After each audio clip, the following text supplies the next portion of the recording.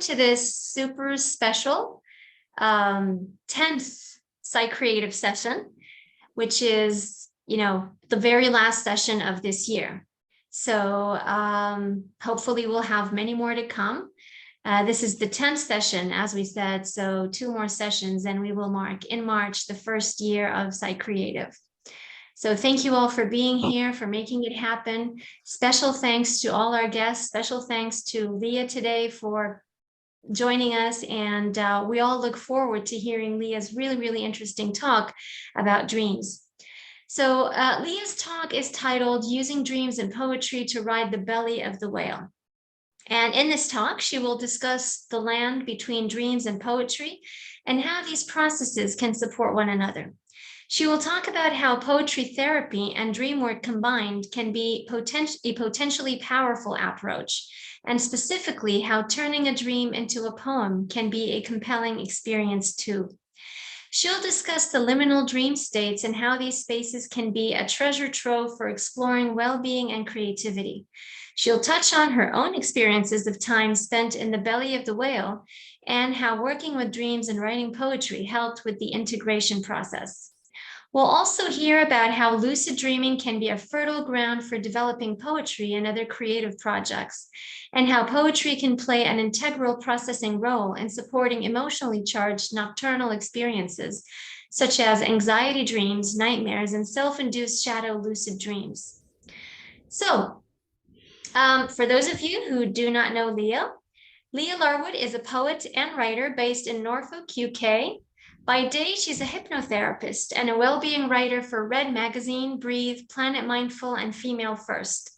She's also currently studying to become a UKCP accredited Gestalt psychotherapist, a certified poetry therapist, and an MBLC mindfulness teacher.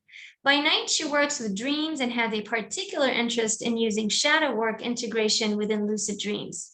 She often uses her dreams to inspire and create her own poetry and has various poems published by the Poetry Society, Dyslexia, Poetry News, and has been placed in various poetry competitions.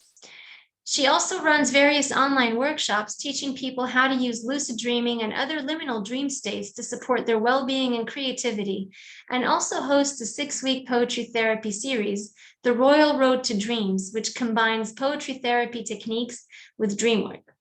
You can find a list of these workshops on www.themoonlab.net.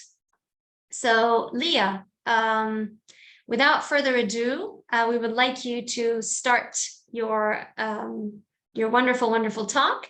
Sarah and I are here to assist everyone. So Sarah will be taking care of the second half. And I am here now, so you could either send, if you have any queries or things that you would like to ask the hosts, you could ask either Sarah and me.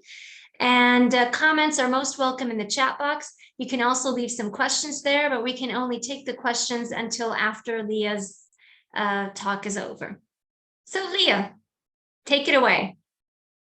Thank you, Raula. Oh, yes, thank you very much for inviting me to this Psychreative event, and well, to all of you for joining tonight. I know there's folks from UK, Dubai, the States, and other far-flung corners of the earth, so it's good to be here. Thank you for that introduction as well, Raula. And yes, so I've recently just started back on my psychotherapy training, and I decided to change modality because I had already completed my first year, and then I realized actually that Gestalt was a better fit for me because of my interest in creativity, but also dreams as well.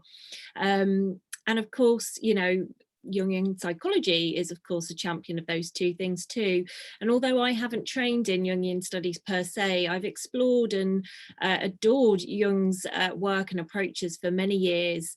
So as Raula says, in addition to my day job, which is running the Moon Lab and offering workshops in lucid dreaming and poetry therapy, by night I've always been so fascinated by my dreams since I was a child, and working with dreams over the last 10-15 years in particular, and in the last 10 years doing a lot of shadow work within lucid dreams and dream work. I've found that actually combining that with poetry and writing poetry has been a really powerful effect for me, and had a powerful impact. It's important to point out I am just a fledgling in the world of poetry therapy and dream work. So it is a great honour to have been asked to share my thoughts, on this subject. And, I really welcome your views and comments and discussions at the end of the session. So, as Raoula says, please feel free. I'm sure I'll attend to those as I can towards the end of the session. So I'm just going to do some screen sharing, and I hope the connection's okay here in a rather damp and wet UK today. So, and that does impact a bit. So hopefully you can hear me okay, but keep me posted on. All good. On that. Oh, it's good. And if there, I'd quite quickly.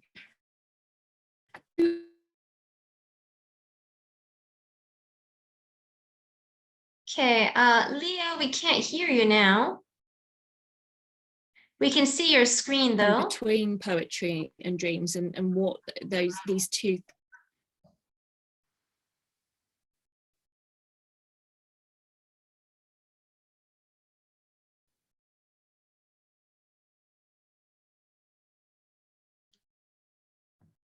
Leah, can you still hear us?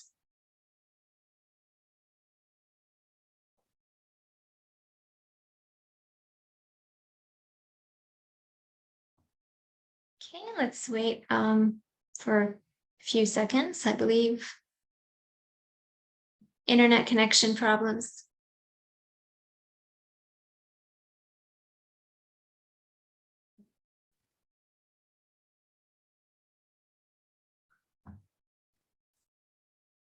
Okay, I think Leah's disconnected now.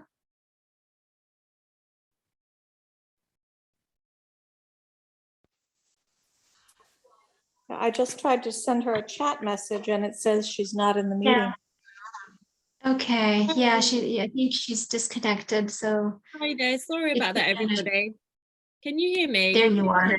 We can hear you and see you. Welcome back. I'm sorry about that. Hopefully this will be okay. That's okay. Can you see the PowerPoint okay?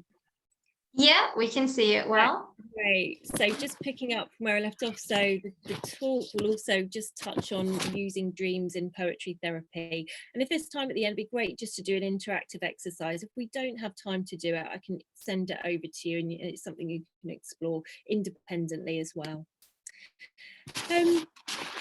Yeah, so I think, well, basically tonight I'm here to talk about these two things, poetry and dreams, their compatibility in supporting creativity and well-being.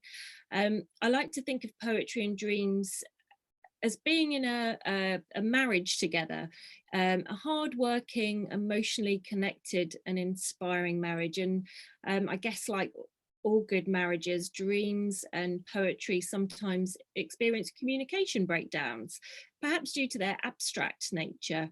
And like a marriage, they too have their differences. So dream is perhaps the one in the relationship with raw honesty. Sometimes it's known for using particularly obscure and strange and often, unclear language at times. Whereas poetry is the one in the marriage, perhaps, with reflective qualities, clarity of speech. But maybe on occasion it can be a little bit hard to fully understand it too.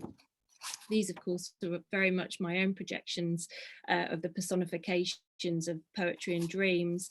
But yet more often than not, both dreams and poetry, I think, also share the qualities of insight, inspiration, and emotional resonance. So everybody likes to discuss their qualities too. At a dinner party, poetry and dreams are, often subjects that come up, because of their mysterious and inspirational attributes. And if they were to reside together, if you were to live in a house with each poetry and dreams personified together, they create a rather rich experience that brings such a rewarding and cathartic conversation to the dinner table. And just imagine, if they had offspring, they would produce, kind of quite an interesting and engaging idea there. So I'm going to step away from this metaphor now before it becomes too abstract and muddled. But tonight, that's effectively what I'm going to be talking about, in essence, the marriage between the two, but specifically where and how poetry and dreams meet, you know, that space in between dreams and poetry, and how the two can also bounce off one another to create an engaging relationship with self. And how I believe actually the two together can be a very effective way to, you know, make friends with the belly of the whale. So, yeah, I think that one of the key things here really just to say is that, well, I think there's a real therapeutic value in reading, and we all know reading and writing poetry, you know, can be extremely, you know, cathartic and therapeutic. It's been well documented. Writing poetry can be an extremely cathartic process for many people, you know, because it allows us to capture a fleeting feeling, or even our entire life in one poem, whichever we wish, all encased in a small manageable form most of the time. And it can be like a really wonderful outlet for expression, regardless of, you know, whether we share it with others. And it's also an excellent way to crystallize ideas and emotions, and explore a part of ourselves wishing to have a voice. It can also be a really rewarding thing, you know, the process to see our words shaped into something on the page. But more specifically, I'm also really interested in how poetry therapy as a therapeutic approach can support our well-being. Now, the term or the approach poetry therapy is a little different to simply the act of writing a poem and finding it cathartic, because as I've discovered over the years, it's a therapeutic discipline. You know, there's a process at its core which leads to various beneficial things. And perhaps it's actually helpful just to describe poetry therapy in case there's anyone here who hasn't encountered the approach, because an actual poetry therapy session usually involves one or more poems, or potentially other written forms such as lyrics or, you know, a piece of prose. And these texts are purposefully and very carefully selected by the poetry therapist to address a specific theme or an issue pertinent to the individual or a group of people. And a discussion is then had amongst the group, which can then often act as a springboard to what, you know, people are feeling about a particular subject or a theme, such as grief or loneliness or identity or childhood, for example. And then there's always carefully selected writing prompts linked to these poems and discussions, a chance to write your own poem or piece of free writing in response to the poem and the discussion. So though the aim isn't to create a piece of art, but as a way to unravel, you know, what is going on inside. So poetry, you know, poetry therapy is very beneficial for lots of different reasons, and kind of takes the whole act of simply sitting down by yourself writing a poem. It extends the value of that, because there's real potential for integration of self, more self-compassion. It can boost self-esteem and morale. It can provide, you know, ways to develop ourselves more gracefully, you know, and the healing can also be experienced through the meeting with others in a group situation, sharing these experiences with other peers in the group. And it's also just a wonderful way to create and discover new insights as well, and just deal more creatively with, you know, perhaps things that can't be changed. And I'm certain many of us here will, you know, will have experimented, you know, many times with the page. You know, it's a space to be heard. It can help us acknowledge what we're going through. It's a place we can go to make sense of things. And often we find we're, you know, finding missing pieces of the jigsaw puzzle through the writing and the act of, you know, working with poetry or other writing forms. And often writing things we had no idea we were feeling or thinking. So it can be very much like holding up a mirror. And I guess that's what I kind of want to talk to you about tonight as well, is not just about how poetry can do that, but in conjunction with dreams, how the two can work together. So just taking a step into the house of dreams for a moment, and we'll come back to poetry again. There's many theories about why we dream. Nobody knows for absolute sure, but some researchers say dreams have no purpose or meaning, but others say we need dreams for our mental and emotional and physical health. And actually these days many experts agree that our dreams help us to process our world and send us messages to support our lives effectively. And I think these points here are very probably Jungian biased in and the kind of things which I believe very much, how dreams can support our well-being. They often tell us things we don't already know. They're part of how the psyche self-regulates. They connect us with self. The dream helps the dreamer to create that alliance and access our unconscious mind, which perhaps might be, harder to do within the waking state. And they lead us to healing and wholeness, and often, and obviously, they can be diagnostic too, so they can point to things perhaps that require our attention.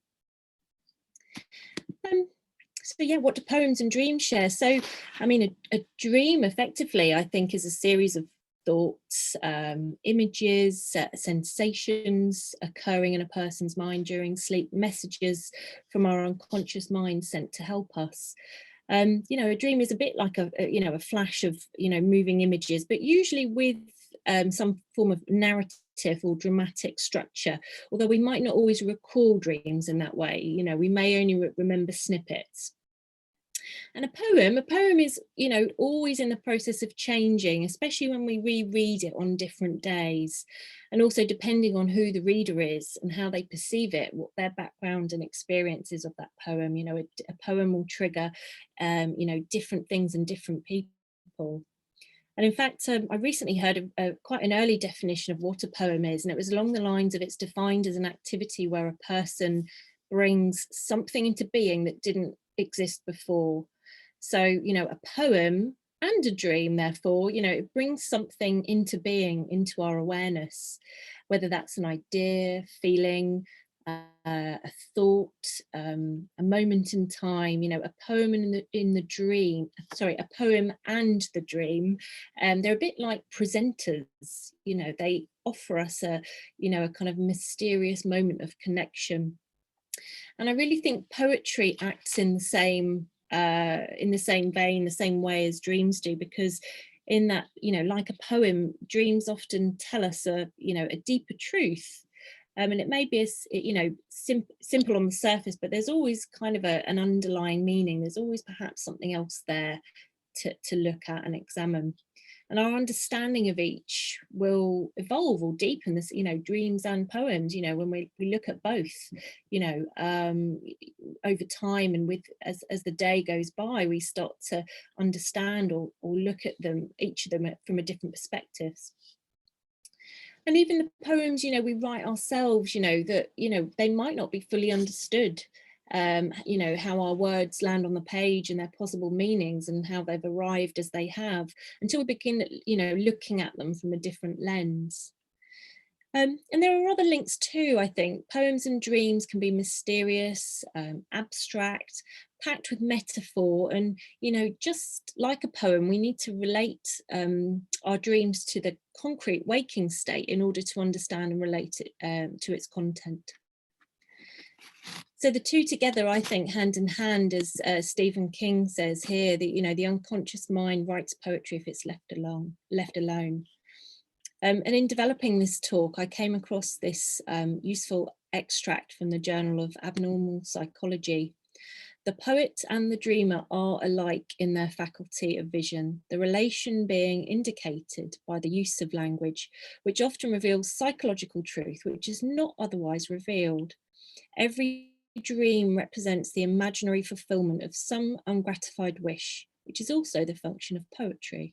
However, in the latter, gratification takes place through idealized expression, and the poet's desire are disguised and conveyed through a medium of fiction. So we can see how poems and dreams are each born from the unconscious. And I think, although arguably poems maybe not always necessarily from the unconscious, sometimes we can write very consciously, on the page. But I think, you know, if we were to, you know, look at a poem and a dream, they share a lot of the same energy in lots of ways. And also perhaps an energy of wish fulfillment. You know, not only that, you know, a dream and a poem is seeking out a resolution of sorts more often than not. And perhaps a wholeness, you know, a form of completion through expression. And I'm interested in poems that connect ourselves to others, and to the unconscious mind, you know, beyond our conscious mind and small concerns, and yeah, opening up our thinking to, you know, more of a broader place. Because we think poetry can build connections that go beyond the person and far beyond what we believe to be true about ourselves, you know, just like dreams. But arguably poetry, you know, can't happen until our conscious mind works with our unconscious mind and or our dreams. And I've used the analogy of marriage, you know, poetry and dreams, you know, can be like, you know, best friends or like a marriage. But, you know, what kind of relationship do they have? And I think it's possible for them to have a really helpful and supportive relationship, one with a lot of chemistry, actually. And there are some marked differences in the application of each, but, you know, they can work together extremely harmoniously. You know, dreams can inspire poems, and equally our poems can help us understand and also process our dreams. And poetry is an art where we can find ourselves. We might be able to create something literal, but, you know, we're putting it into an imagined framework, like an imagined framework. Because poems and dreams, they're both like portals, and they take us away from one way of consciousness to another. And a bit like mirrors too, as I was saying earlier, you know, we ourselves are being reflected back. And I think when we read a poem, you know, it can imprint on our psyche, you know, and our own experiences, our own things kind of rise up and come to greet it. And equally, you know, when we recall a dream, it imprints on our unconscious minds, and material from our waking lives can come up to meet the dream. So I also like the idea that we don't remember the dream remembers us. And that's a line taken from a poem by Linda Paston, which I'll read you. What we want is never simple. We move among the things we thought we wanted, a face, a room, an open book. And these things bear our names. Now they want us. But what we want appears in dreams, wears disguises. We fall past, holding out our arms, and in the morning our arms ache. We don't remember the dream, but the dream remembers us. It is there all day. As an animal is there under the table, as the stars are there, even in full sun.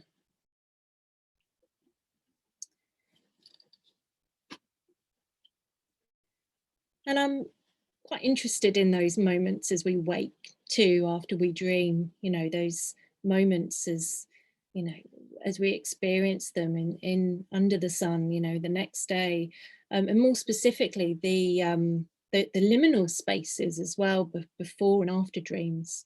You know, what happens there? That's a really magical and interesting space, I think, to explore too, not just the dream world.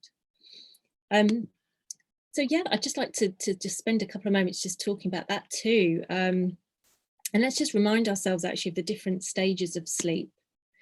So I think most scientists will break up sleep into different stages. And the first stage is the hypnagogic, the second, more of a light dreamless sleep, stages 3 and 4, deep sleep, and then REM sleep, our dream sleep. And then hypnopompic isn't technically a stage of sleep, scientifically, more of a state of consciousness. And we pass through all of these different stages in our sleep throughout a period, throughout our waking, sorry, not our waking day, within our nocturnal sleep, you know, and we'll spend different amounts of time in each of those stages, but more often than not we'll spend, you know, the second half of the night in deep sleep. Sorry, the first half of the night in deep sleep, the second half of the night there'll be more REM periods and opportunities for dreams, which is where dreams are more abundant. And in particular, the liminal dream states, I'm quite interested in the hypnagogic and the hypnopompic. Can be quite very fertile places for problem solving and creativity. So the hypnagogic is that transition, kind of drowsy in between step concept.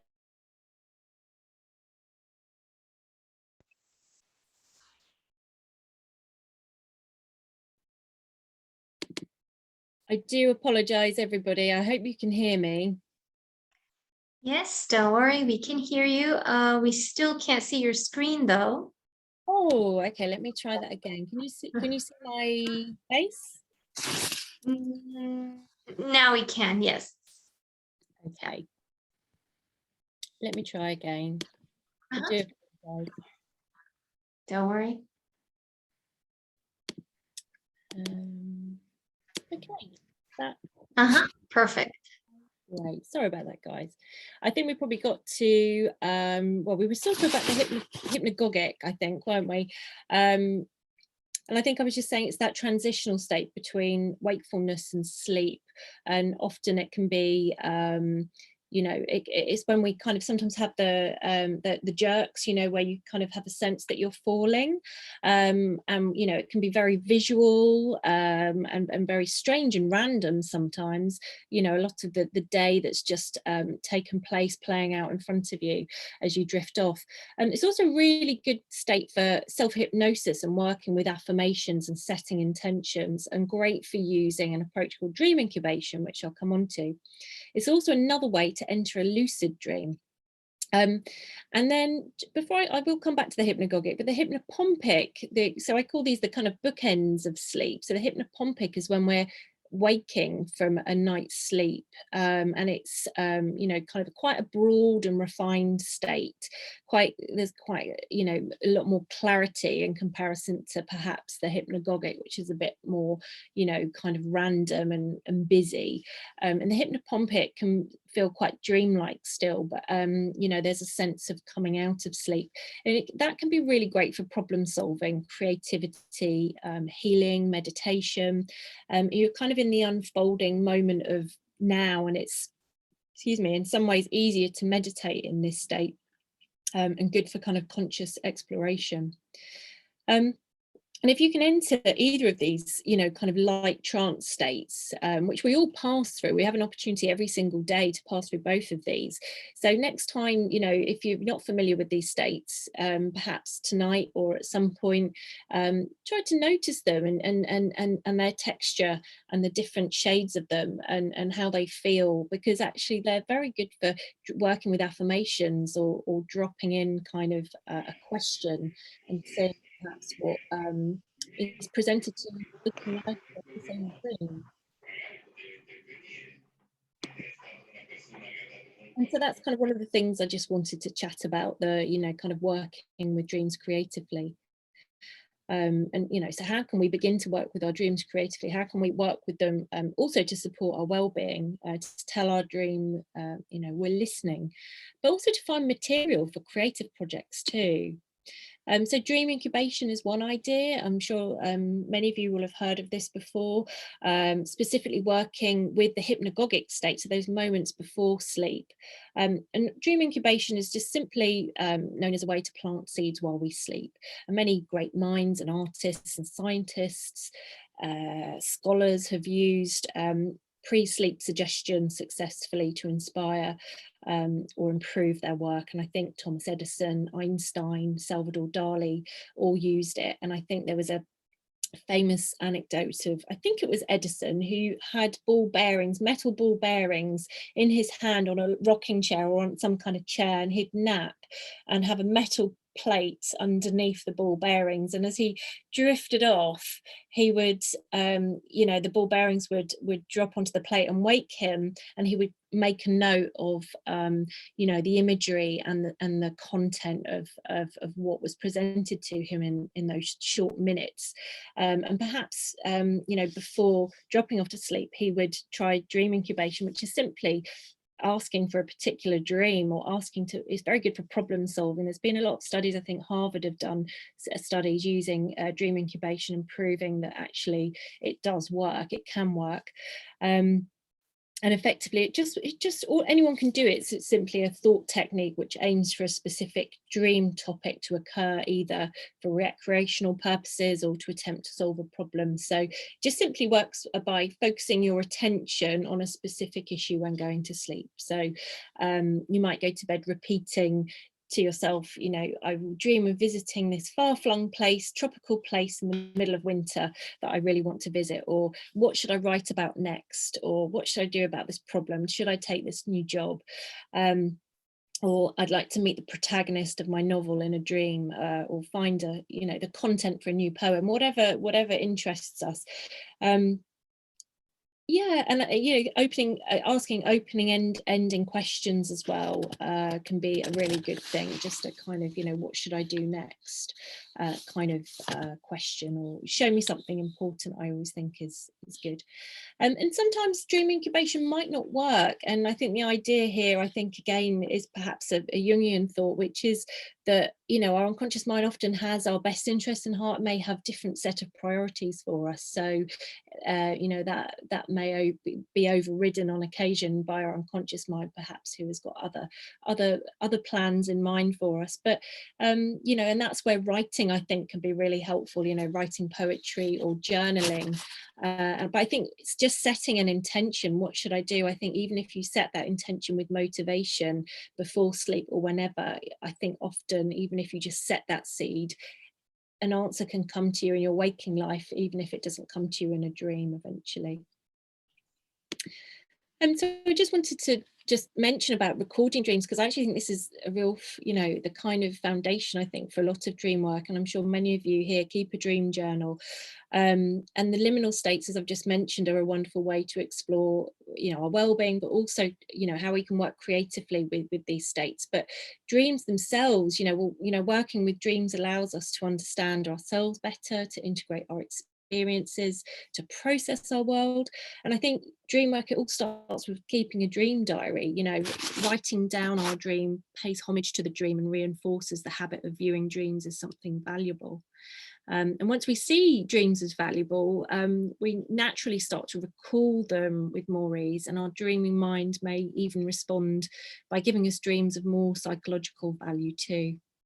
And by recalling our dreams, we're getting to know the territory of our dreaming mind. And of course, the act of, recalling and recording dreams can also just provide us with content, such rich content for our work creatively too. So, yeah, turning the dream into a poem can extend the benefits, I believe, and allow for integration and wholeness to be extended potentially.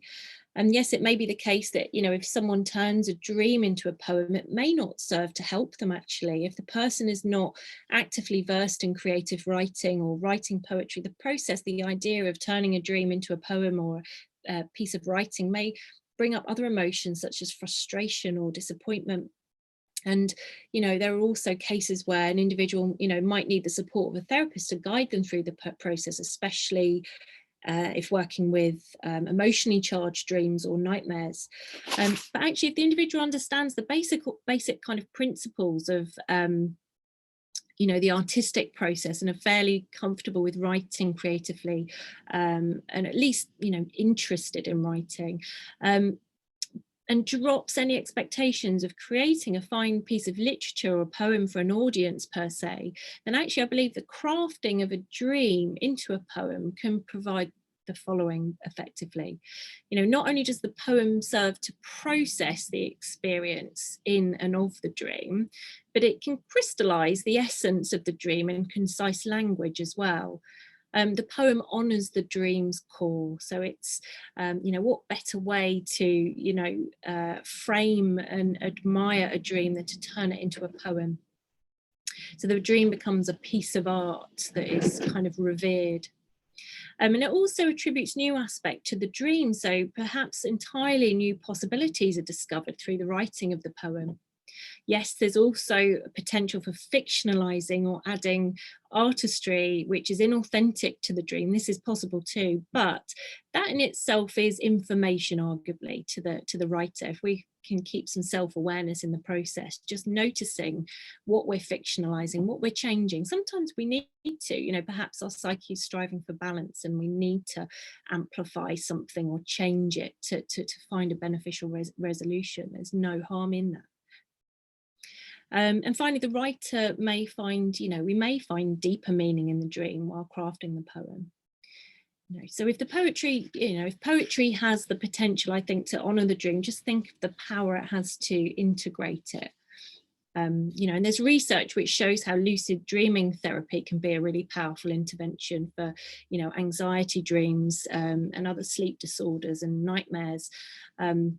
And after shadow work has been carried out within lucid dream, that's also been documented too. And individuals have gone on to report kind of drastic improvements in their sleep. But I haven't come across any research in this field yet. And it's an area I'm very interested in kind of developing and working in, which is, just imagine how poetry therapy working specifically with dreams, how this could help trauma. So yeah, just... how are we doing for time? Yes. Yeah, so about 20 minutes left, Raoul? Is that yeah, easily. Yeah. So I'll just briefly mention a couple of things then before, because it'd be lovely just to do a quick exercise with you. But I'll just mention well, I guess for my own process, I used a combination of dream work and lucid dreaming and writing poetry when I had postnatal depression. And this was a lifeline for me, and also a fertile ground for developing poetry and other creative projects. And for me, combining the two felt a really powerful way to find wholeness. And dream work by itself is, very powerful, but I really felt that writing poetry was a powerful experience of integration too. Combining the two, poetry and dream work, just a wonderful way to progress things, and also to take action as well, to kind of move the dream, which can sometimes feel a bit static, to actually kind of give it a life, a kind of an essence in the waking state as well, to bring it alive. So when I started training in poetry therapy, I had an idea, and actually over the last 18 months, I've been creating workshops and courses in poetry therapy. And during that time, I've run poetry therapy sessions around things like the winter solstice, embracing darkness, working with winter. I've worked with a charity in Western Australia, one's here in the UK, supporting vulnerable people, shielding during the pandemic. I've even held a 5-part series combining the lyrics and songs of Kate Bush as a way to explore a number of different themes. But I would say the most successful series I've run so far are the ones where participants, this is the one where the participants had the largest number of light bulb moments and the greatest level of self-awareness and discoveries and insights, was during the 6-week poetry series using dream work approaches. Because I feel it can be incredibly helpful to directly use our dreams to write poetry, because dreams offer an emotionally rich place as a springboard to poetry. And this is just one testimonial from a participant during the dream series that I held. So I'm wondering if if you'd like to just give this a go, and hopefully we'll be able to do this together now live, and we may not have as much time as I would usually like to dedicate to it, but we'll see how we go. So if you would like to join in, feel free, or if you're welcome just to sit and observe too. And sorry I haven't attended to any of the chat yet. I will take a look in a moment when I have you guys doing some writing. So I don't know if any of you read the kind of talk flyer, but in there one idea was to bring a dream along with you. So don't worry if you haven't done that. Just have just a dream, but don't just dream the path and through that stands out. It feels like it holds a lot of energetic potential for you. But if you can, you know, perhaps pick a dream. Can you hear me okay?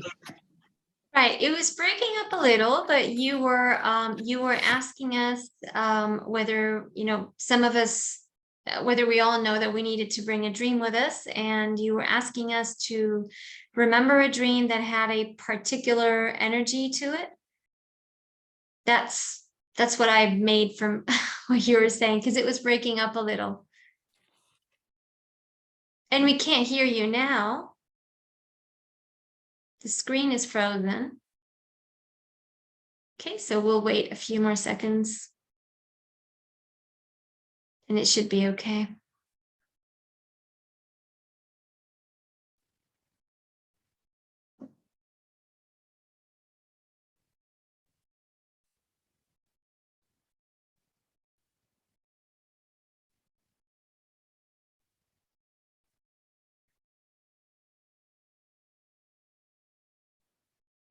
It's the rainy weather.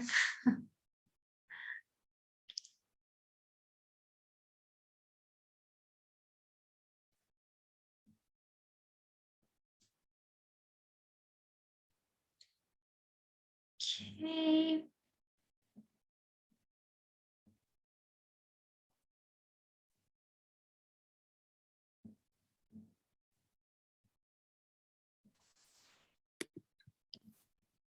Yeah, we can see you now. Hopefully this will be the last time. I do apologise everybody for the problem. Wi-Fi. It's very stormy outside all of a sudden. Thanks for hanging in there. Let me bring up the writing exercise for you. Can you see that okay? Yeah. Yeah, so just taking a dream from recent times, just write a summary of your dream, just a paragraph or so if you can, because I know some kids are quite, you know, just the headlines as if you're writing a trailer from a movie. Yeah, just a summary of your dream at the top of the page, and just tell the dream in the present tense, just very short and clear, and you can give it a title too if you want. So as if you're writing an abstract or a, you know, a trailer for a movie. So I'll just give you a few minutes just to do that.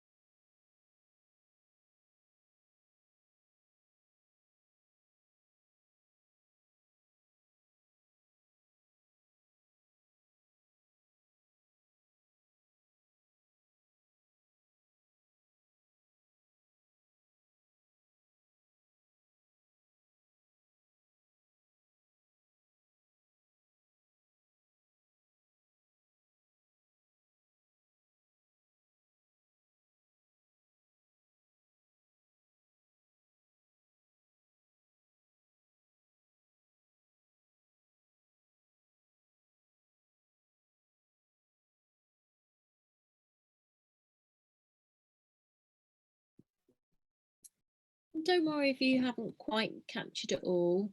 It's not essential for this next part, but feel free to come back to this at another point if you'd like to. But next, on a clean piece of paper or a different part of the paper, just draw the dream, and it doesn't have to necessarily be in the order that the dream appeared. Just when I say draw the dream, I mean draw the aspects of the dream that you remember the most or that stands out for you, whether that's a sunset or, you know, running to catch a bus, or you know, a dead relative that you haven't obviously seen for some time, or whoever, whatever features within that dream for you, just draw them, and they can just be on the page wherever they land. Yeah, and then just label each of those aspects with the emotion attached. So just take a moment to just think and feel, you know, what was that sunset, the feeling, the energy behind the sunset. You know, perhaps it was hope, or perhaps it was even sadness that the sun is setting. You know, whatever the emotion for you is linked to each aspect of the dream. So I'll just give you a few minutes to do that.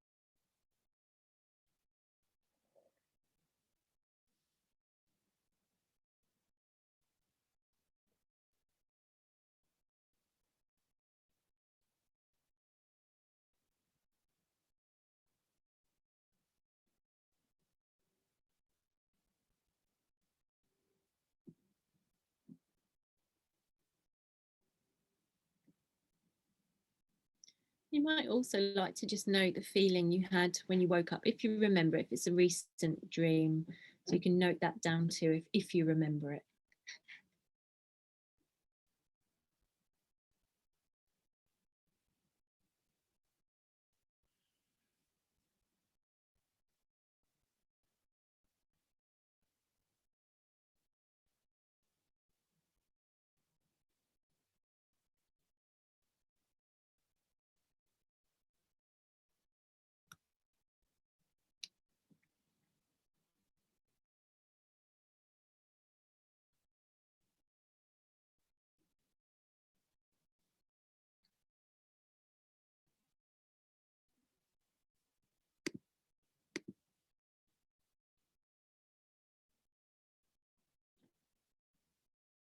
Oh, I'm just seeing some of the comments in the chat box. Yeah, drawing it can be, yeah, definitely quite a different experience. It's interesting.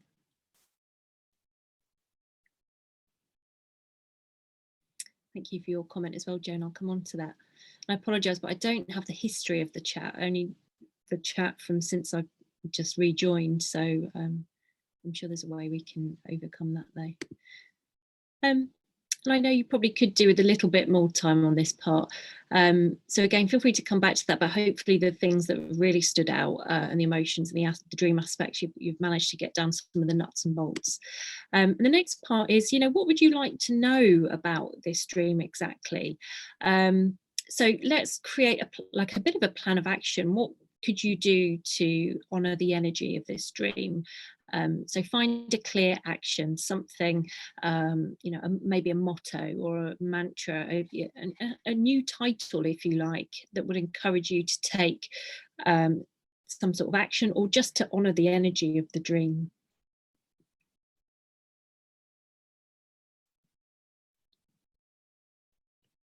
So just give you a minute, and that might just be a sentence, literally, I would like to know more, or I'm listening.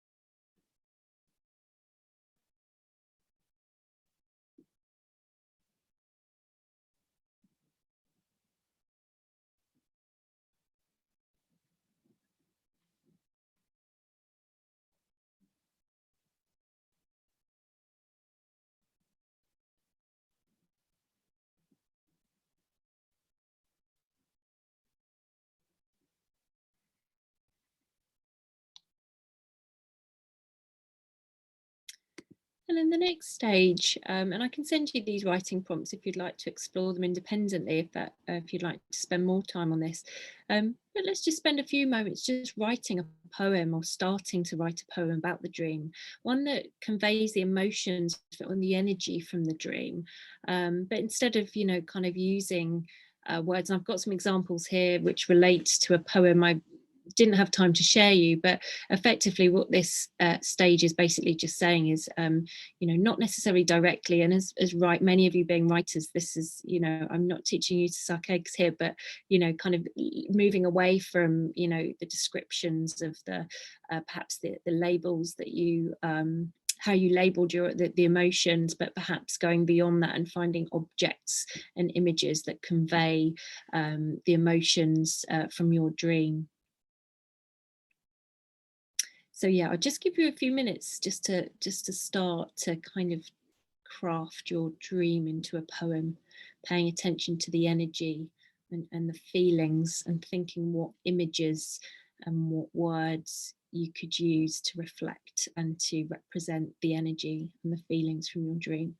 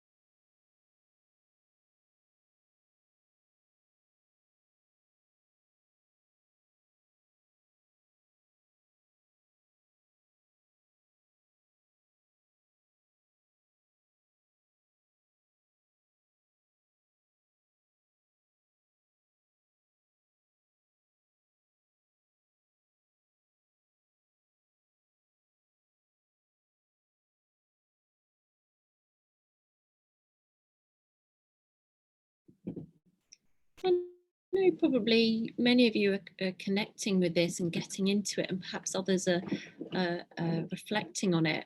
And I'm just also conscious of making sure we have time to have a discussion about this too, and in kind of a workshop setting I'd dedicate a lot more time, giving you a bit more time for each of these stages and for us to discuss it and discuss your responses and your experiences of this. But I just wanted to give you a flavour of just a couple of the approaches that have really worked for me and for participants I've worked with so far, really just as a way to kind of the possibilities of working with dreams and poetry and how the two can work together effectively.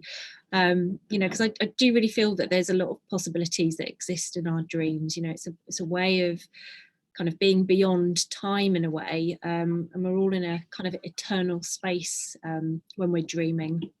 And when we tap into metaphor and poetry, we're getting towards our dreaming self again when we're in the waking state.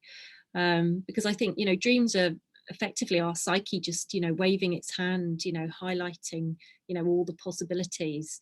And poetry can, really integrate and enhance our experience of the world and of our dreams. So I think the two together, in my opinion, just make a really interesting and exciting and inspirational kind of union that can lead to wholeness.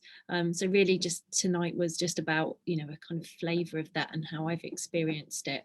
So I guess I'd like to perhaps just leave it there just to allow enough time for a discussion, and feel free to talk about if any of the kind of these the exercise you've just done that has thrown up any questions or experiences, or if anyone just wants to just start the discussion about dreams and poetry. So I'll open it up to questions. And sorry I can't see your questions from earlier. I can only see questions from 6:48 onwards UK time. So yeah.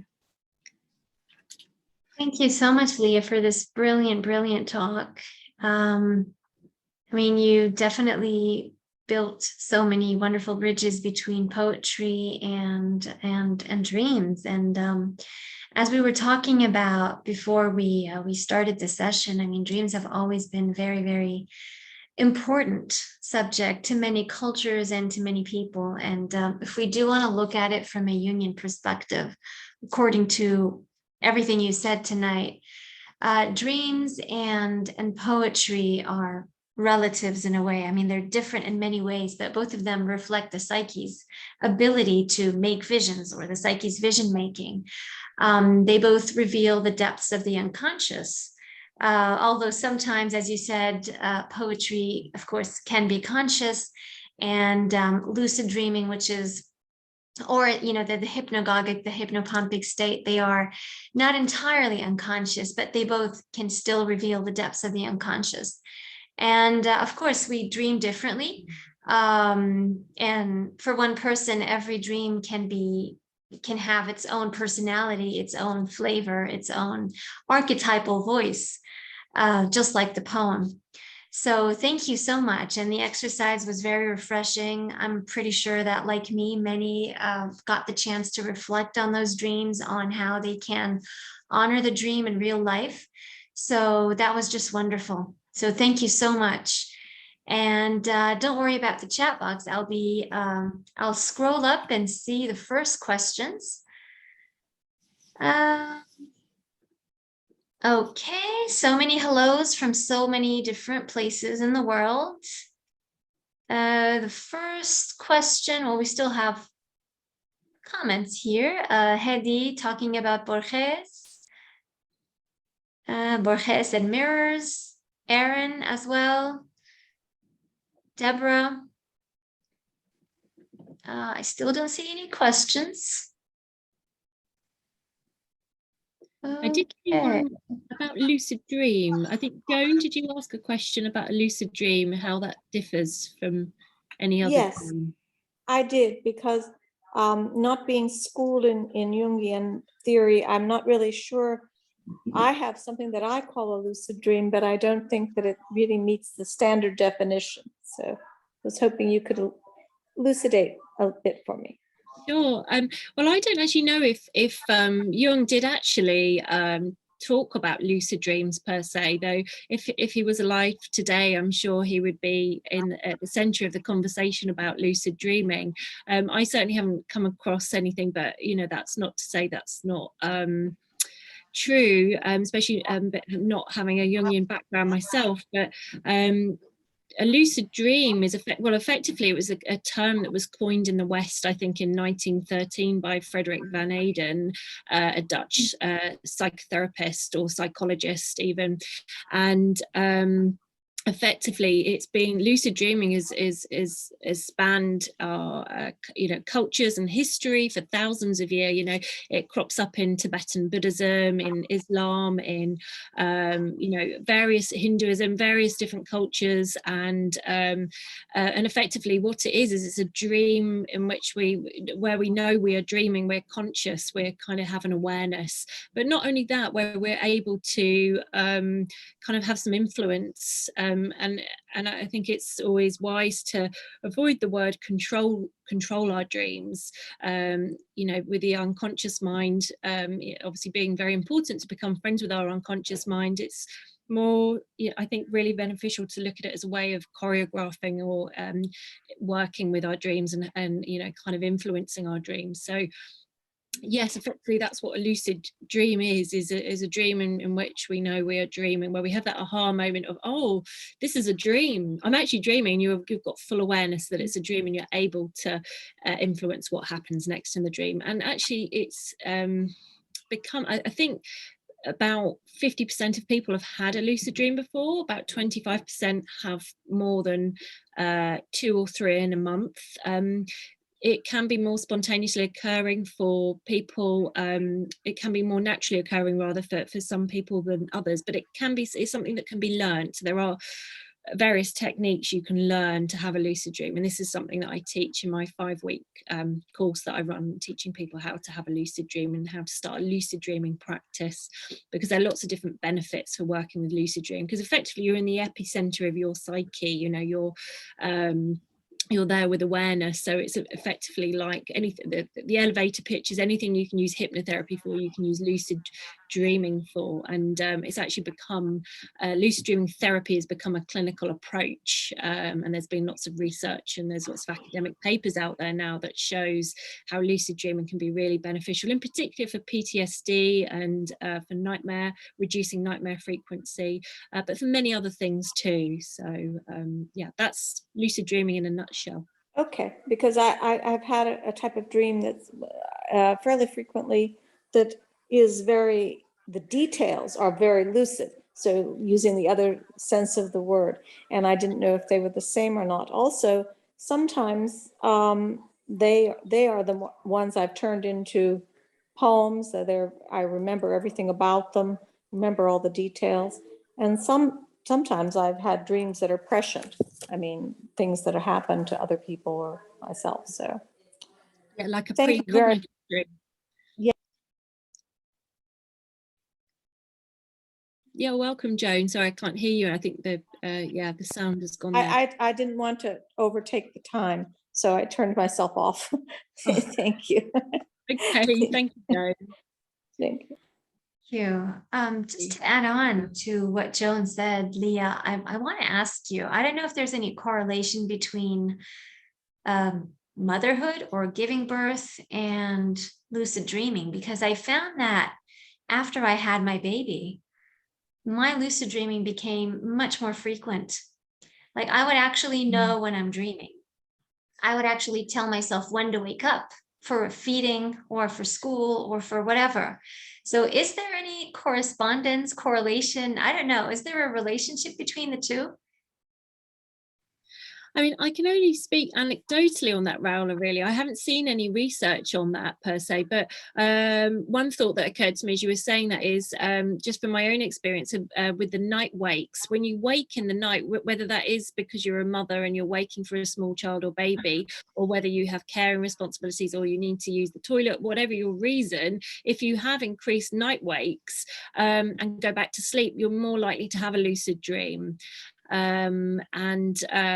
Drop straight, especially if it's in the second half of the night, because you're more likely to drop straight into a dream and potentially keep some awareness as you drop through the hypnagogic straight into a dream. So lucid dreaming, it can become more abundant in the second half of the night, especially if you've woken up.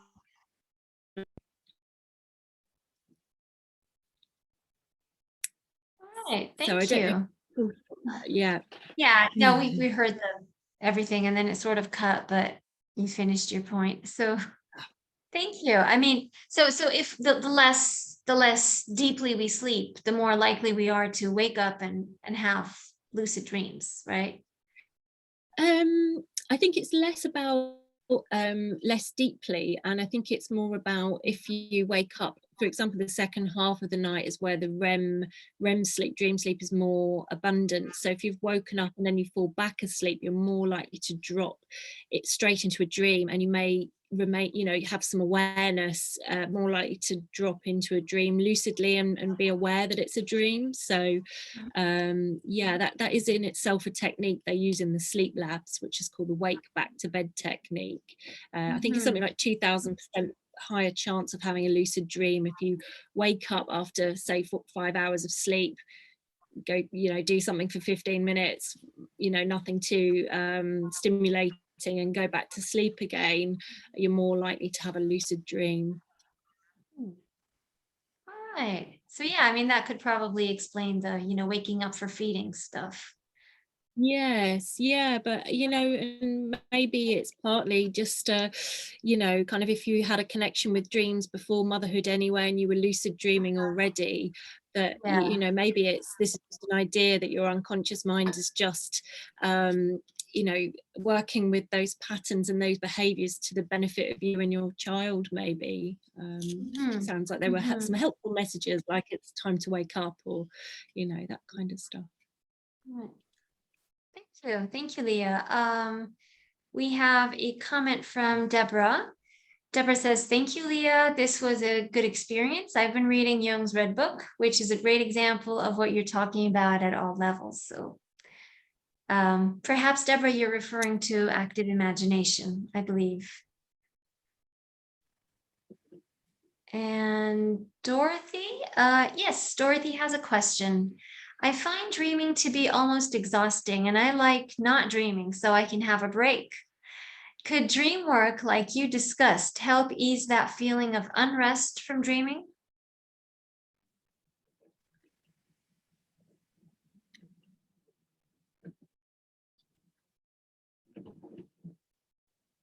Leah, we can't hear you. The screen is frozen. Yeah, now we see you moving. Oh, there we go. Sorry. Yes, I read the question. Thank you. Yeah. So if you find dreaming exhausting, yeah, and you like not to dream, to have a break, could dream work, like discussed? Yeah, I mean, I think and hello, Doc, because we've our paths have crossed before, haven't they, with poetry therapy. Lovely to see you. Thank you for coming tonight. Yeah, I think it's interesting to know, I think, what your experiences and responses to dream. If you're finding it exhausting, it may just be helpful to keep a dream journal. That in itself may be helpful, and just to do some morning pages or some writing around that, because it's interesting that you find dreaming exhausting is the thing that stands out for me. And to I think always exploring things that feel right for you. So if it feels like something that, you know, is exhausting, that sounds like it's also a potential area for growth, or just intrigue, or to be curious about that.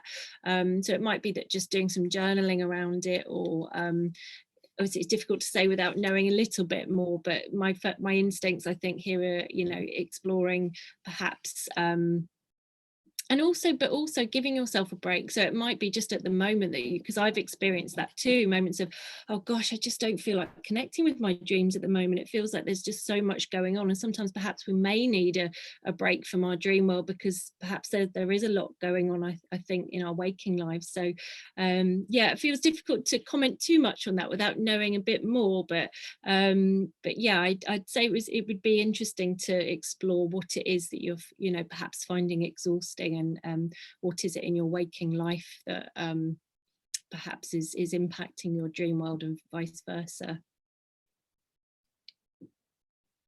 Oh, and I've just seen a question here from Dharma Paul as well. Do you know any key texts from analytical and Gestalt psychotherapies?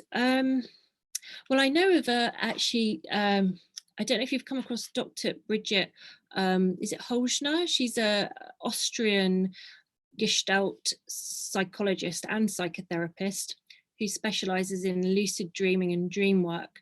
And she's written books and published various papers on the subject of working with dreams from a Gestalt perspective, and she's developed her own approach called dream sense memory, something like that, which is an approach to working with dreams, and in particular lucid dreams.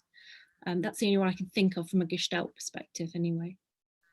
Thank you. Thanks, Leah. We have a question here from Shauna. Shauna asks, can you clarify what you mean as the belly of the whale?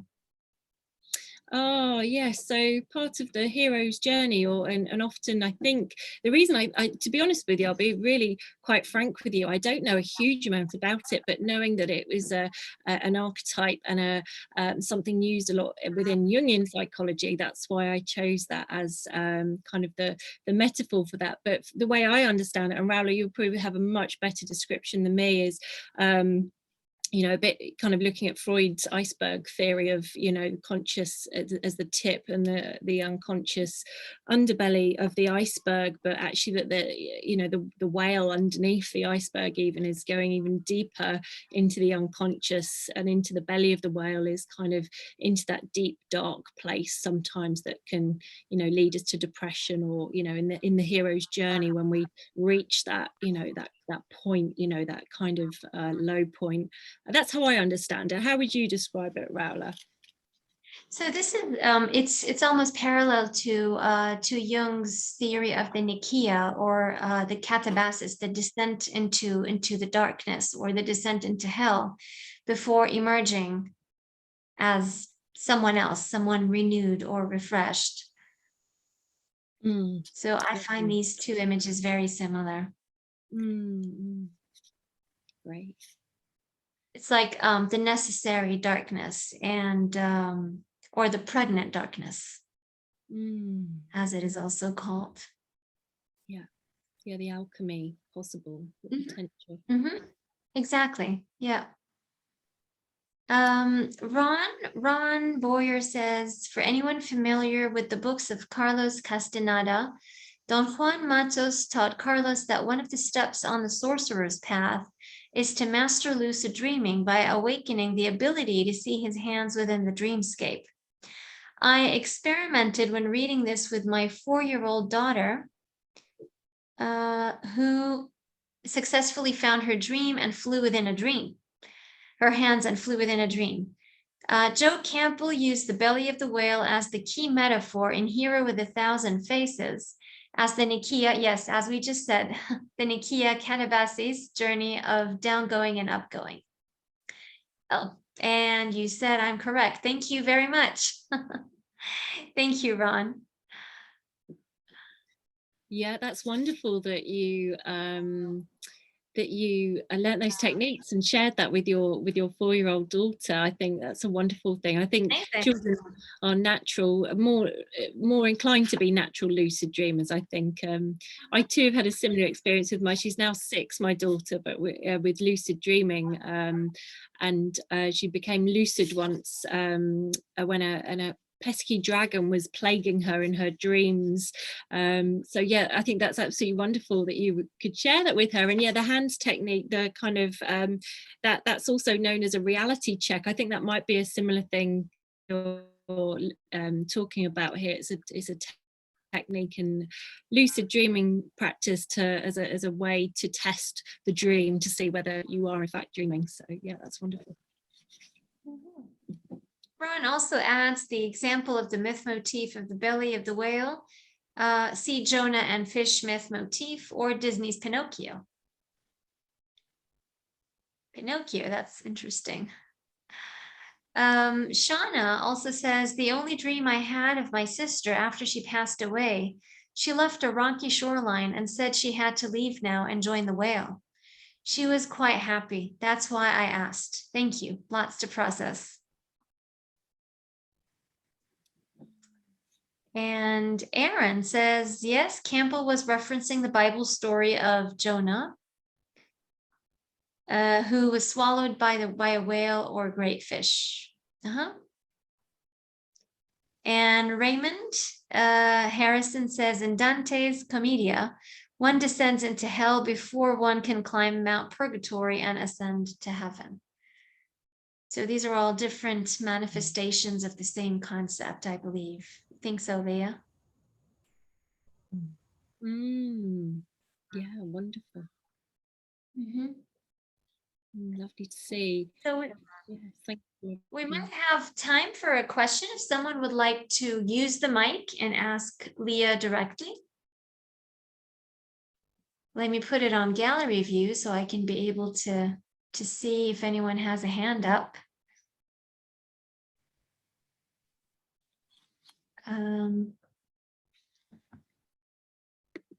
No more questions? I did have, if there's no more questions, I did have one more idea just to share with you very quickly. This is just, again, an invitation. Should you like to do this? It's a favor just to keep a dream journal for a week or more if you don't already, and then just go back to your dreams and underline the characters, content, dialogue, anything that stands out for you the most, the things that carry the most energy or emotional charge, and write a poem about one or more of those aspects and just see what your experience is like. So yeah, that would just be just an idea if you wanted to explore further, you know, the links between dreams and poetry, and you wanted to start a kind of dream / poetry practice, that could be a way to start it. So I thought I would just share that quickly. Thank you. Thank you once again, Leah. Thank you for all the brilliant tips and exercises and information that you shared with us tonight. And if anyone would like to participate in any of Leah's workshops, she has a few workshops running in December and January. I personally will be joining 1 or 2 of Leah's forthcoming workshops on dreams and creativity. So Leah, if you would like to leave any links or information in the chat box, that would also be wonderful for anyone who's interested. Great, I will. Thank you, everybody, and thank you again, Raoula Marie, for having me tonight. It was lovely to connect with you all. Thank you. It's a great honor having you with us, and we look forward to more. Leah, would you like to share any of your poems before we start with the series of poetry presentations? It would be lovely if we could hear one of your dream poems. Yeah, sure. I actually did have one here that I was going to use as a springboard into the exercise, and I wasn't sure how we were for time. So this is actually an example of a practical example too of kind of a dream I had, and the kind of key things I remembered from the dream were effectively a woman and myself, another woman. It felt like another mother, another peer. And this is when my daughter was very young. I think she was still a baby, and we were lying down in the middle of the road, but there wasn't a sense of danger. It's more a sense of lying down and feeling calm among the, you know, amidst the chaos. And there was a lake nearby. Anyway, so they were kind of like the key images, and then this is the poem that then followed from that, which is called Gold Divers. Cadence had a tendency to lie down in the middle of the road to think. It was the one place she found hope, the one other mother that felt like her. Each mother was chin deep in childhoods, their own, their child's, that webbed space between. Speaking in tongues, the women occasionally levitated every time they had a certain kind of dream. They both awoke at the same time. A hand in each other's pocket, they walked for eons. Everything can be illuminated by water, or most things. At day raw in the unkept darkness, the 2 women knelt by the lake and submerged their entire heads and shoulders. The lake bed spoke back to them. What sung to them were their whole beings, like autumn's dusky melancholy. Everything they didn't know they wanted was there, buried, weather, underwater. They turned to each other, eyes like Neptune, and kissed. Each diving deeper, they pulled out their 6-year-old selves and sacks of hidden treasures covered in algae. They emerged steadfast and dizzy, 2 entirely whole beings at large. On their way back to their husbands, they walked straight into a place with broad grins, pink gin, silence, and the strange, narrow vision of it all.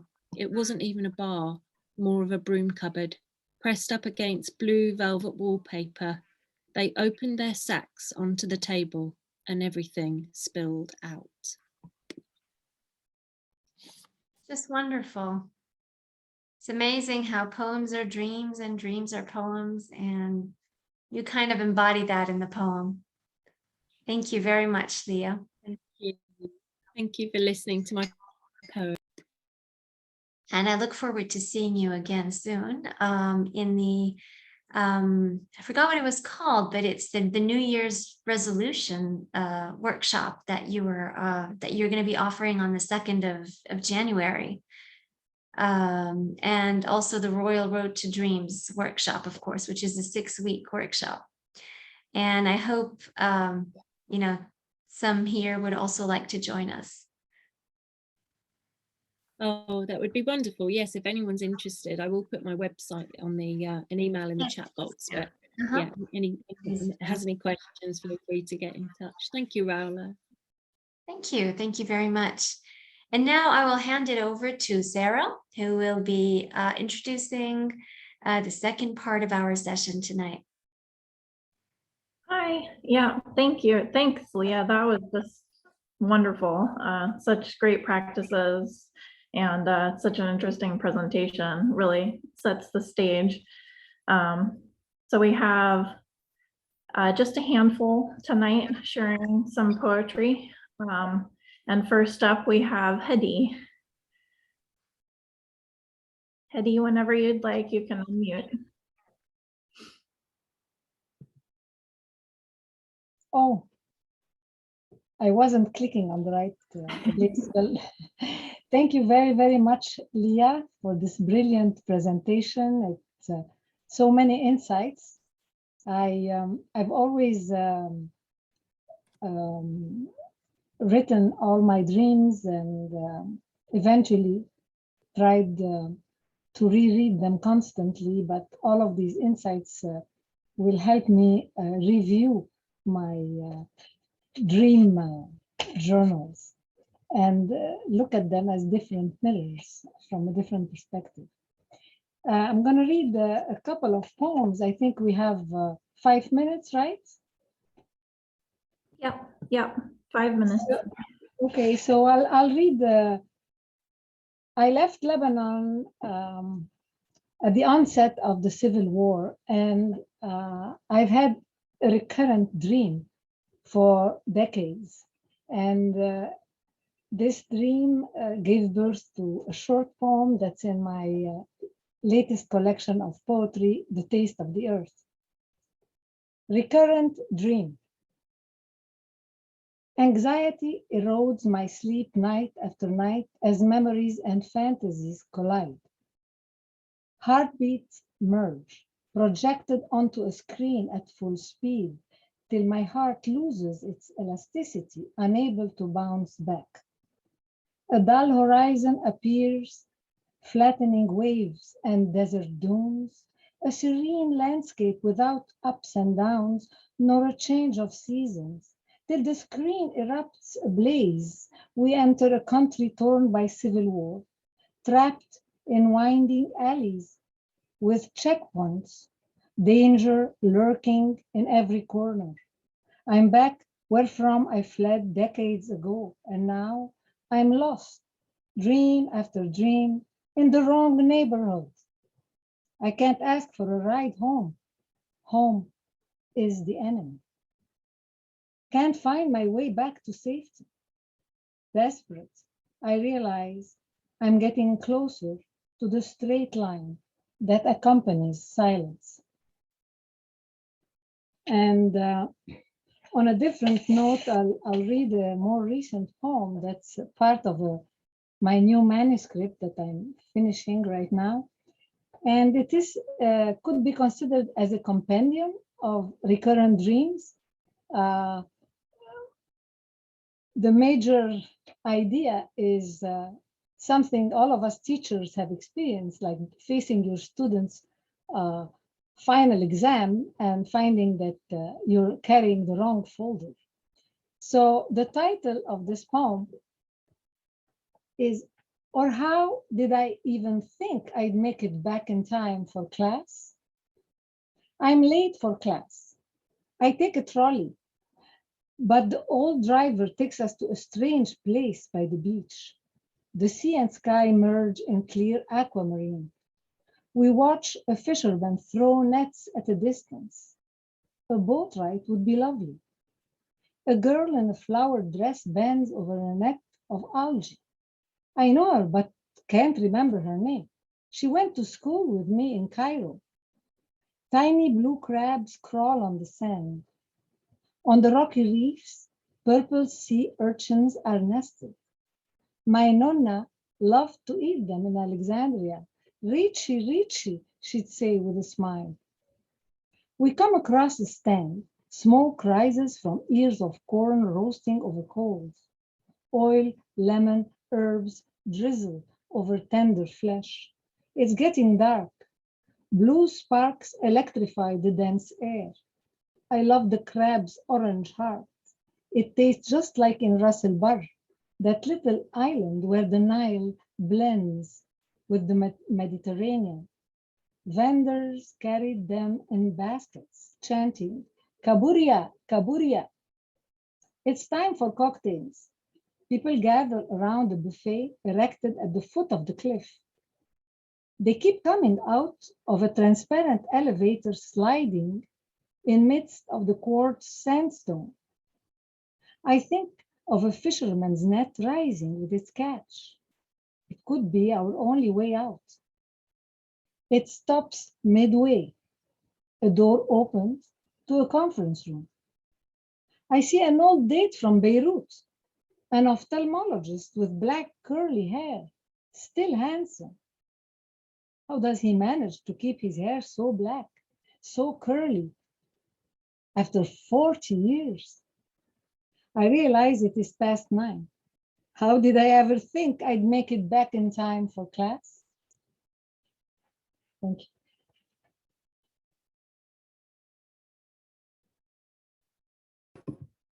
Thank you, Hadi. That was beautiful.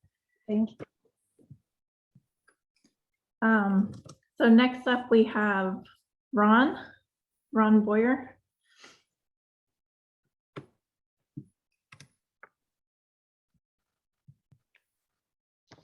Thanks, Sarah. Here.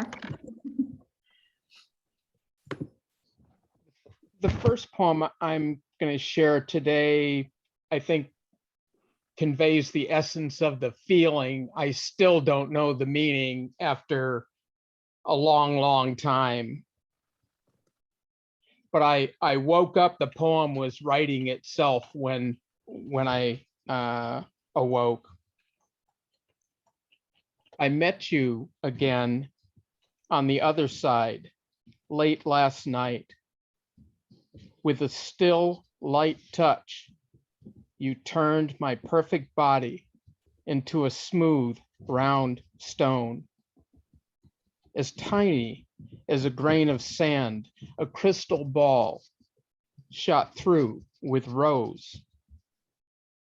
Then I felt you roll me softly through velvet fingertips, like an angel rolling the door from the Nazarene's tomb.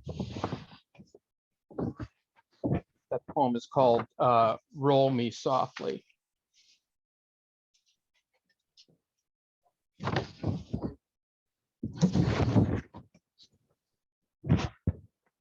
My second poem is a longer poem, Sand-Faced Woman. Amid the murmuring bustle of the upscale coffee shop, a tiny Japanese woman sits alone unnoticed, as if seeking to remain invisible, or perhaps hoping to be seen, looking like the survivor of some private Holocaust within. Surrounded by the chatty crowd, she alone sits by herself in silence.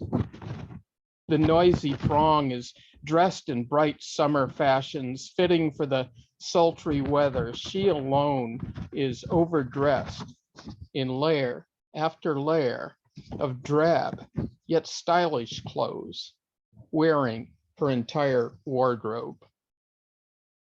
Her long black hair is worn in the style of a geisha, but recklessly, as if she had not washed or brushed her hair in months, matted in thick gray patches, sprinkled with ashes and dust. Her dark, fear-filled eyes smolder like dying coals against the smudged-on pallor of her face, carelessly painted, yet kabuki style, as if she had covered her face with fine desert sand. And her eyebrows, her lips paler still, pale as pale death, as if she had touched them up deliberately with flesh-colored paint, just enough to erase the features. Like a frightened child, she stares down furtively at the empty table where her tea sits, cooling in a wax paper cup. With intense concentration, without the slightest motion, she holds the cup between her hands. For a long time, she sits perfectly still.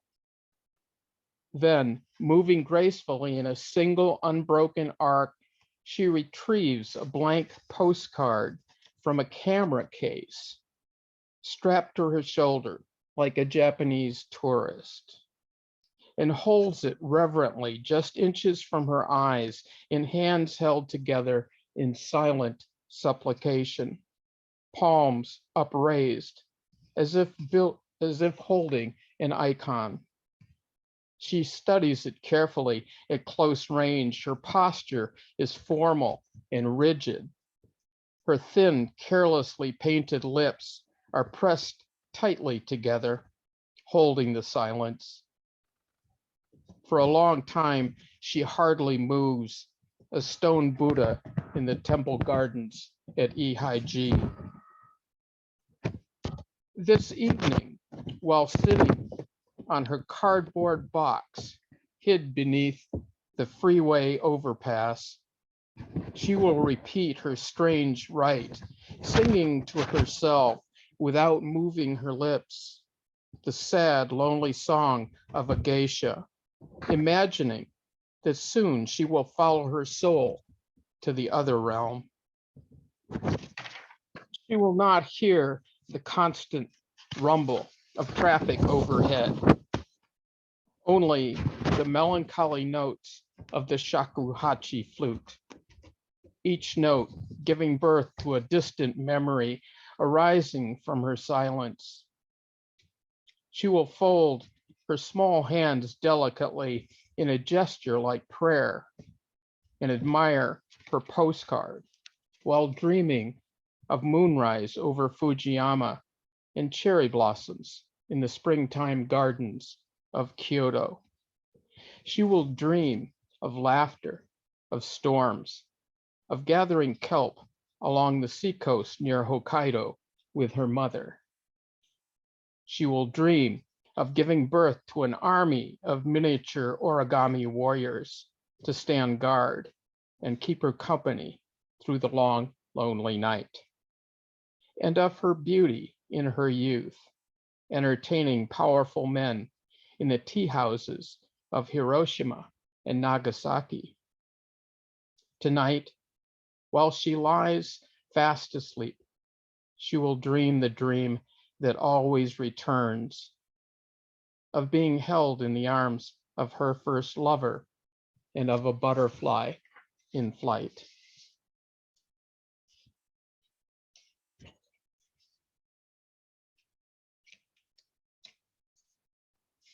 this next poem I wrote indicates really quite profoundly Jung's idea of the wisdom of the unconscious. This poem proved to be prophetic. I didn't recognize it for about a decade. It's called Dreaming Black Panther.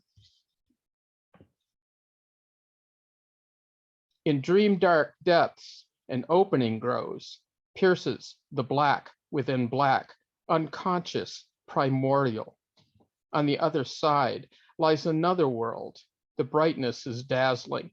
Radiant skies of azure white cloud trails arch high above vivid green, luminous, earth fertile. When the world was made, earth sings, bird song, animal life, tropic jungle, lush everywhere.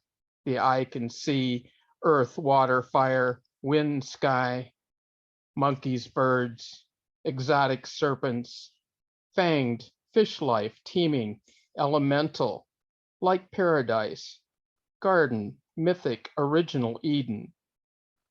Then 4 little Bavarian lads appear, quadruplets, identical in traditional dress, Bavarian hats, bright costumes, smiling, cheerful boys, innocent, prepubescent, surround me on 4 sides, grasp my hands from left, from right, behind, ahead, tug gently, guide, beckon me to follow, join them in the deep jungle, but warn me telepathically with strange, incongruous delight that there is a monster there in paradise, and they are taking me to meet her.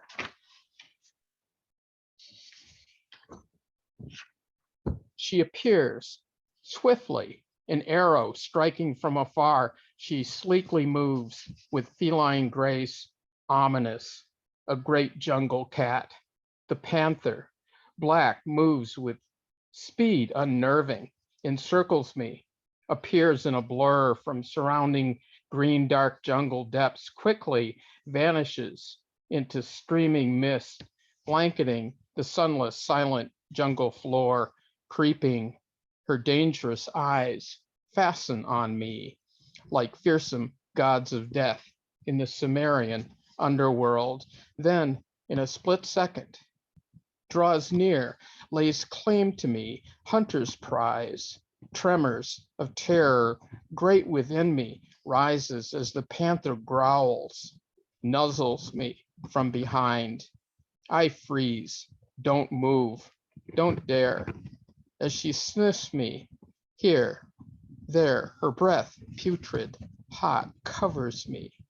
A blanket of fear trembling, hers for the taking. But she does not eat me. I relax, and we become.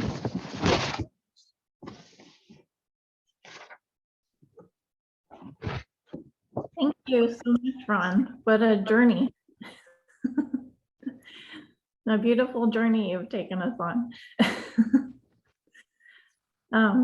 So next up we have Franco. Thank you, Leah. Thank you very much for a fantastic presentation.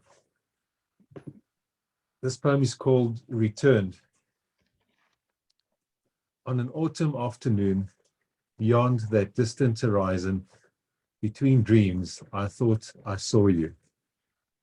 Again, the next day you were there, just slightly beyond perception. When will you return? Like a rusty leaf gliding to earth, will the gravity of my heart light your way? Sometimes I hear you in the backyard, playing with a dog, but when I look, you are not there. In your place stands only this empty armor. I use it from time to time. It has served me well. I don't know when you left. I only know that you did. One cold morning on my way to school, I thought I saw you playing in a field, picking wildflowers. Did she like them? Did you rest your head on her bosom as she named the stars? Then, as the last crimson leaf celebrated Helios's arrival, shy and delicate in that first morning ray, you took my hand. I waited for you. And then the short one, this is called The Search for the Wildflower. Somewhere on a mountain far distant, where the pale blue morning air is clear and crisp, a rare wildflower gently paints its perfume on a spring breeze. Sometimes in stillness, I discover glimpses of its tenuous trail, and for a moment, my soul skips along that same breeze, hoping it will lead me to the musky soil where she grows. And then, as ethereal as its arrival, the delicate fragrance glides away. There is no map, no path, no way to that wildflower, only waiting and searching and dreaming. And then again, as if on a silent breath, carried upon the wispy flutter of a butterfly's wing, the sweet scent of her desire returns to me. For a moment, the most brief instance in time, I find myself in the full glory of the mystical flower, and my being cannot contain its wonder. Thank you. Thank you, Franco. Lovely. And next up, we have Aaron Mason, and Aaron will be reading a short story for us. Hi, everyone. This story is based on a series of synchronicities that happened many years ago. I was attending the opening night of a Broadway show with my ex-husband, and we were standing in the back. We didn't have seats, and we noticed someone standing next to us, and it was Drew Barrymore, and she had worked in a film with our friend who was on stage. His name is Patrick Godfrey, and we had seen him in the same play. It was The Iceman Cometh. We had seen him in London play the same part. So during intermission, we had a really nice chat with Drew Barrymore, and that led me to rewatch the film where they met. The film is called Ever After. So now I'll start. The working title of the story is Confessions of a Merry Widow. It was the shared language that spoke through us. It provided the fuel and the context for many of our most meaningful adventures. It was and is and always will be theater. Together with synchronicity, that invisible adhesive that joined disparate elements, events, and timelines together, theater was part of the magic that made our relationship work. Seeing shows, dining after shows, going backstage to see friends in the cast, talking about performances, witnessing tech disasters in previews, standing and clapping till I thought my palms might bleed, walking out of shows that were just too bad to bear. All of this was as integral to our marriage as anything more personal or erotic or practical. He was a Broadway baby when I was an actual baby, just to give you a rough idea of the age difference. 2 decades plus 2 years of distance skulked between us. We were at least 1 generation apart, if not more. And yet, what I lacked in age, he seemed to lack in experience, especially in the bent time perceptions of gay life. I came out when I was 15, though not without some pressure from my mom. John came out in his mid to late 40s. Before that, he had casually dated women, but never had a long-term relationship with anyone. I was his first. This compensatory juxtaposition of age versus experience often created a sense of balance. The typical power dynamics assumed to exert their effects between an older and a younger partner were there, but tamed and rearranged and mellowed. Yes, he was stable and established professionally and in show business, the magnetic draw of which had brought me to New York. This difference was real.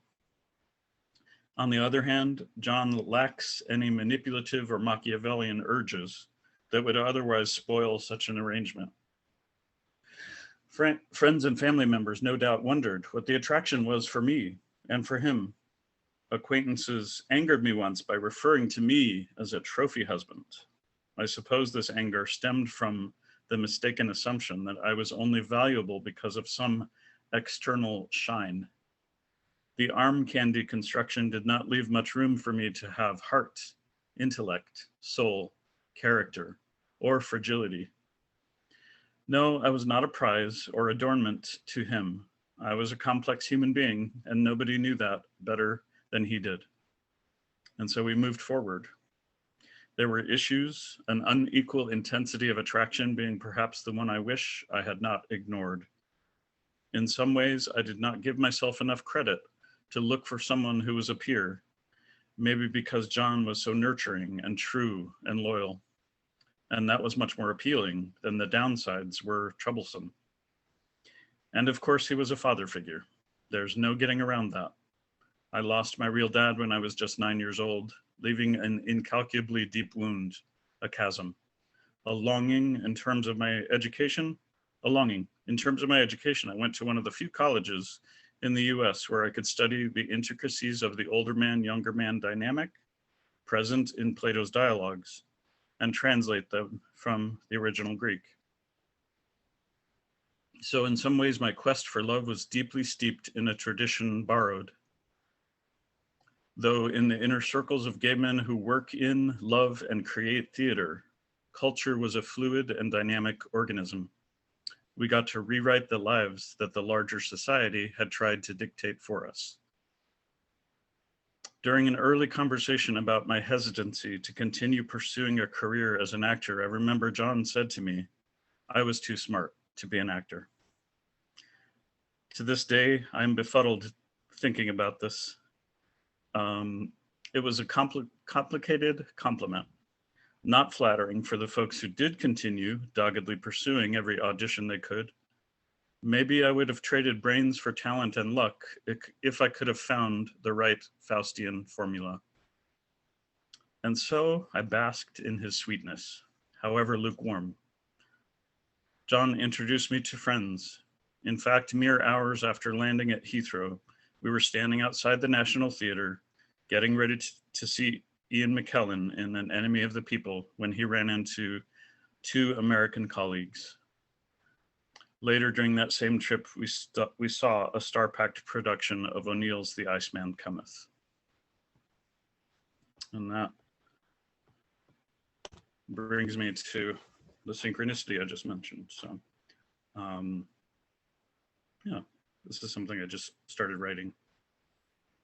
That's so nice, Aaron. A really beautiful reminiscence, and what a fun synchronicity and story that surrounds it. Thank you for sharing. Thanks. So last but certainly not least, we'll come full circle, and Rula has a poem for us. Thank you, Sarah.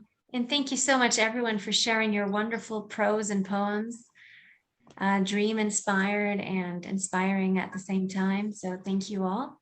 I'll be sharing a poem that was actually induced by a lucid dream.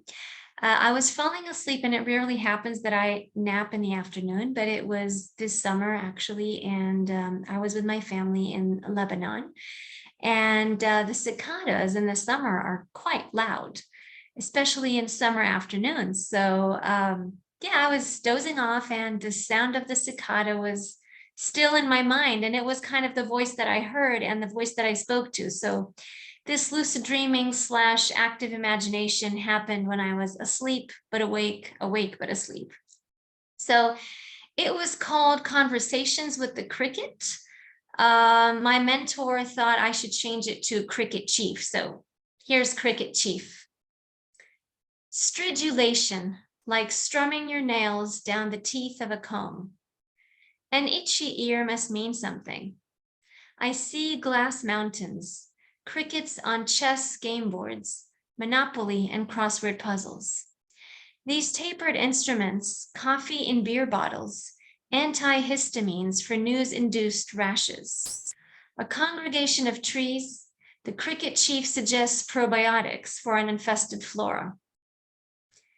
It's silly and surreal, but that was my conversation with the cricket. So thank you all for joining us today. And we look forward to seeing you soon in future events for Psychreative. Our next Psychreative session will be in January. We will be featuring Patricia Martin, who will talk about Jung in the digital age.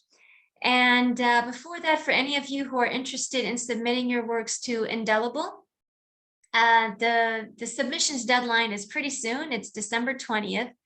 And if you have any poems, art, photography, prose, fiction, or nonfiction that are related to the theme of the feminine, then please feel free to submit them to me before the 20th of December.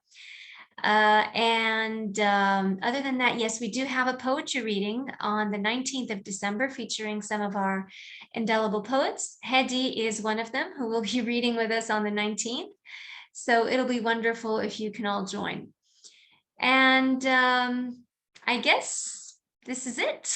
Leah, thank you so much. Everybody enjoyed your talk. You left us with so much to think about and ponder. And we will never dream the same way again, at least for the first few dreams. I think we will all be quite alert in our sleep, trying to induce lucid dreaming. So, Sarah, again, thank you so much for everything that you do. Thank you for making this a nice and smooth poetry series. And see you all again soon. Yes, thank you all. And thank you, Rula, always. Thank you. Thank you. I'm going to wish everybody a good night or a good day, depending on where you are. So see you again soon. Bye.